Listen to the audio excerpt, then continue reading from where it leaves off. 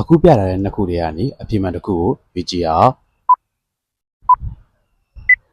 ဟုတ်ပါတယ်အပြင်မှန်ကတော့ဒုတိယတစ်ခုပဲဖြစ်ပါတယ်ဒီနေရာမှာ make နဲ့ do နဲ့ကိုဘယ်လိုမှန်မှန်ကန်ကန်သုံးမလဲဆိုတာကို sharing လုပ်ပေးသွားမှာဖြစ်ပါတယ်ဒါဆိုဗီဒီယိုလေးကိုအဆုံးထိဆက်ကြည့်လိုက်ရအောင် make ကိုကျွန်တော်တို့ကတစ်ခုခုကို create လုပ်တဲ့အချိန်တစ်ခုခုကိုဖန်တီးယူတဲ့အချိန် producing လုပ်ပြီးတော့တစ်ခုခုကိုထုတ်လုပ်ပြီးထွက်လာတဲ့ရလက် result outcome တွေကိုကျွန်တော်တို့ကကြည့်ပြီးသုံးတာဖြစ်ပါတယ် focus on the result outcome ပဲဖြစ်ပါတယ်ဘယ်လိုတွေလဲဆိုတော့ make a cake make a plan make a milkshake ဆိုပြီးကျွန်တော်တို့ကသုံးပါတယ်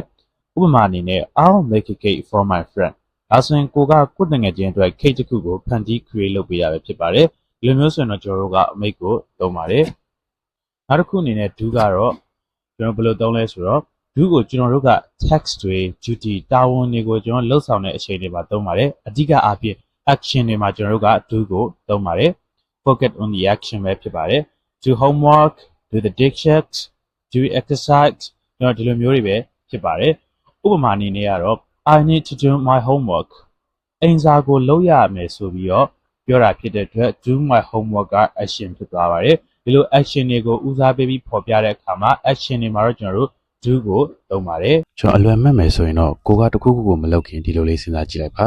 ငါကအသစ်တခုခုကိုဖန်တီးမှလားလုပ်ယူတော့မှလားဒါဆိုရင်တော့ make ကိုသုံးလိုက်မယ်ငါက text တွေ duty တွေကိုလုပ်မှလားဒါဆိုတော့ do ကိုသုံးမယ်ဒီလိုလေးတွေးပြီးလေ့ကျင့်မယ်ဆိုရင်တော့သုံးရတာအဆင်ပြေသွားမှာဖြစ်ပါတယ်